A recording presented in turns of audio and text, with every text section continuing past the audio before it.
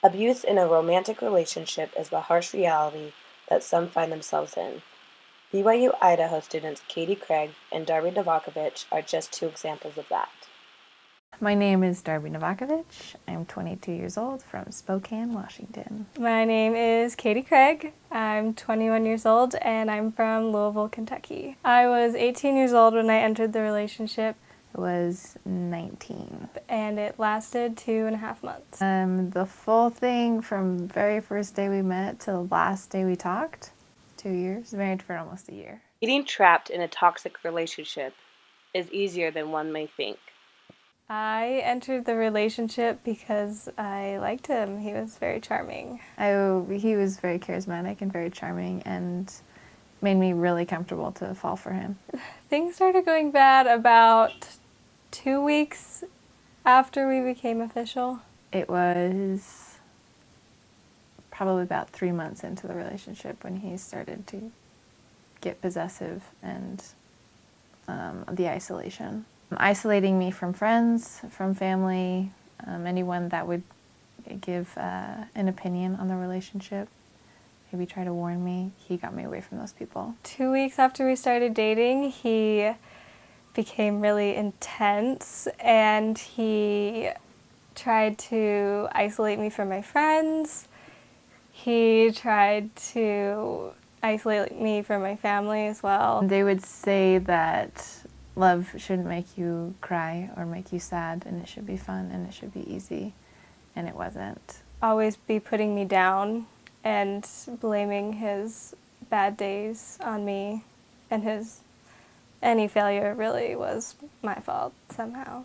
When being abused by someone you love, the outside opinions do not matter. I had family that would call concerned, and I had friends that I wasn't allowed to talk to try to contact me, and I knew that I couldn't talk to them because he would have gotten angry. At one point you have to ask, why did you stay? I stayed with him because he threatened me with taking his own life and telling me no guy would ever want to be with me except for him. I started to become scared of him, and all I wanted to do was to please him and to make him happy. There comes a time where it's all too much and you have to get out. We were in his car talking, and by talking I mean he was chastising me for something that I'd done. We had been married for a year, and I was sitting watching fireworks on the 4th of July with him, and he looked at me and said, "You look sad. Why are you sad?" And we had been having troubles, and it wasn't a secret that I was worried about the relationship.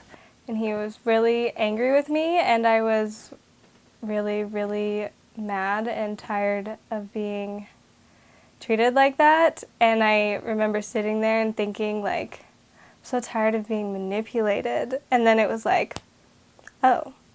And then I got out of the car and slammed the door and never spoke to him again. Both Katie and Darby have found happiness after their sorrow. I am much better now than I was 3 years ago. Right after I got out of that relationship, I had very, very low self-esteem. It was already kind of shaky, and then after that it was incredibly low, and I was depressed for a while and felt very, lost, I guess you could say. And now I just feel like I know who I am, and that, I'm just a lot happier now. I didn't realize while I was in that marriage that there would be people out there who would be so accepting of anxiety or depression, which I have both. And so being able to be completely open with someone and know that they're not going to care, not going to judge, and they're just going to do anything for me is overwhelming. That love overwhelms me because it's so completely different to what I'm used to. Roommates Katie Craig and Darby Novakovich have proven that there is both happiness and life after the darkest of times. In Rexburg, Idaho, this is Carly Swain for Scroll TV News.